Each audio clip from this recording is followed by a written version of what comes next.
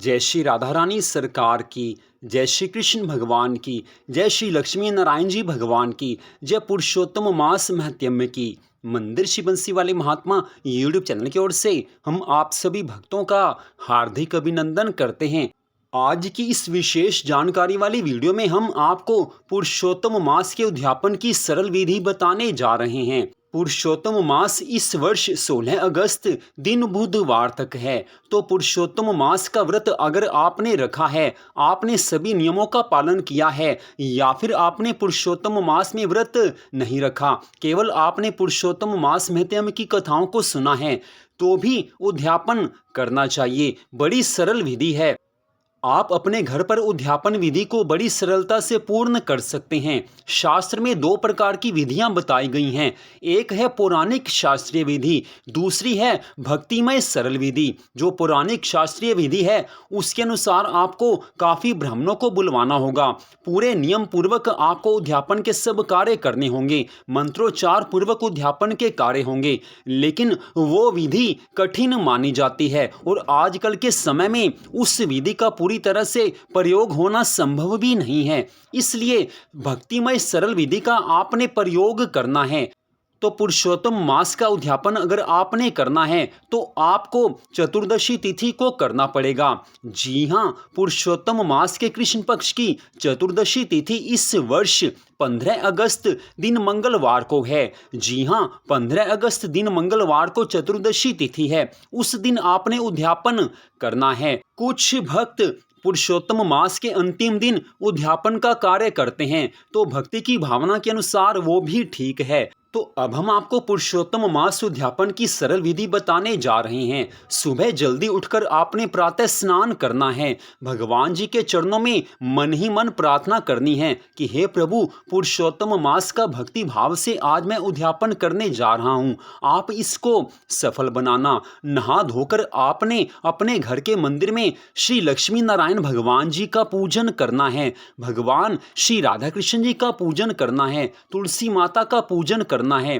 पूजन में आपने धूप, दीप, फल इनका प्रयोग करना है और साथ में आपने खीर बनानी है। जी हाँ, आपने खीर बनानी है। सुबह आप भगवान जी का जब पूजन करें तो उससे पहले आप खीर बना लीजिए। भगवान का पूजन करने के पश्चात पूरी श्रद्धा भावना से आप सपरिवार मिलकर भगवान की आरती कीजिए। अगर परिवार के सभी सदस्य एक साथ मिलकर भगवान की पूजा आराधना और आरती नहीं कर सकते तो आप स्वयं ही भगवान जी की पूजा आराधना भक्ति कीजिए, भगवान जी की आरती कीजिए। आरती के पश्चात आप भगवान को फलों का, दूध का और खीर का भोग लगाइए। जी हाँ, आपने भगवान को दूध का भोग लगाना है, खीर का भोग लगाना है और किसी भी फल का आपने भोग लगाना है। फल 2 तरह के भी हो सकते हैं, फल 5 तरह के भी हो सकते हैं, वो आपकी अपनी श्रद्धा भावना के ऊपर निर्भर करता है। लेकिन आपने इन 3 चीजों का भोग जरूर लगाना है और तीनों चीजों में आपने तुलसी पत्र अवश्य डालना है। अगर आपके घर में तुलसी दल नहीं है, तुलसी पत्र नहीं है, तो आप आसपास से कहीं से लेकर आ जाइए। फिर भी अगर आपको तुलसी पत्र नहीं मिलते तो भी आपने भगवान को भोग अवश्य लगाना है। भगवान तो भावना के भूखे हैं। कई बार नियम के पालन में कुछ गलती हो सकती है, कुछ कमी हो सकती है, लेकिन आपने पूरी श्रद्धा भावना से भगवान को इन 3 चीजों का भोग अवश्य लगाना है। इसके बाद आप ये ध्यान में रखें कि सारा दिन आपने प्याज लहसुन वाली कोई भी चीज घर में नहीं बनानी, ना आपने बाहर जाकर कुछ ऐसा खाना है जिसमें प्याज और लहसुन मिला हुआ हो। जी हाँ, पुरुषोत्तम मास के उद्यापन के दिन आपने घर में भी प्याज लहसुन का प्रयोग नहीं करना और बाहर भी आपने प्याज लहसुन वाली कोई भी चीज नहीं खानी। इस बात का आपने ध्यान रखना है। सारा दिन भगवान जी को याद रखिए। सायंकाल आने पर फिर से आप भगवान जी का पूरी श्रद्धा भावना से पूजन कीजिए।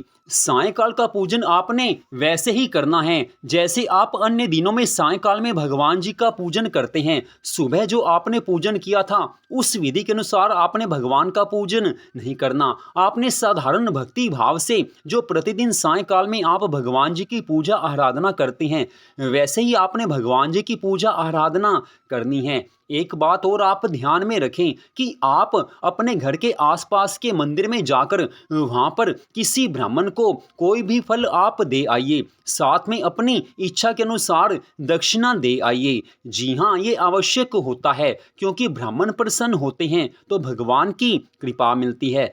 तो अपने घर के आसपास के मंदिर में जाकर आप किसी भी ब्राह्मण को फल और दक्षिणा दे आइए। इससे ब्राह्मण का आशीर्वाद मिलेगा और भगवान की कृपा मिलेगी। तो इस विधि से आपने पुरुषोत्तम मास का उद्यापन करना है।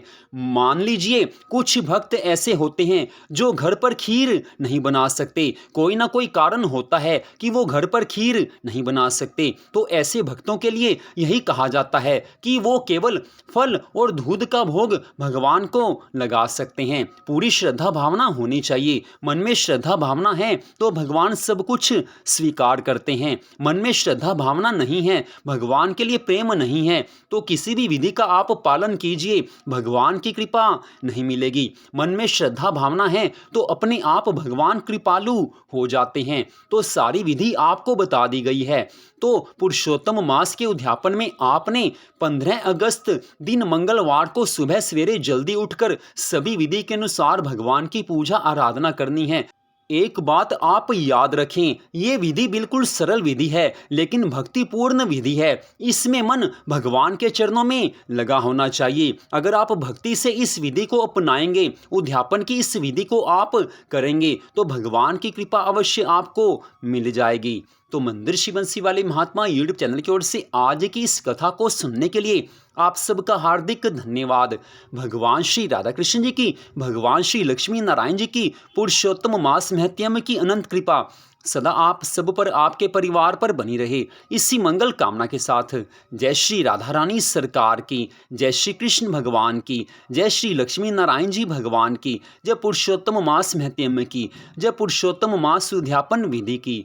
ओम नमो भगवते वासुदेवाय, ओम नमो भगवते वासुदेवाय, ओम नमो भगवते वासुदेवाय। जय जय श्री राधे, जय जय श्री राधे, जय जय श्री राधे श्याम।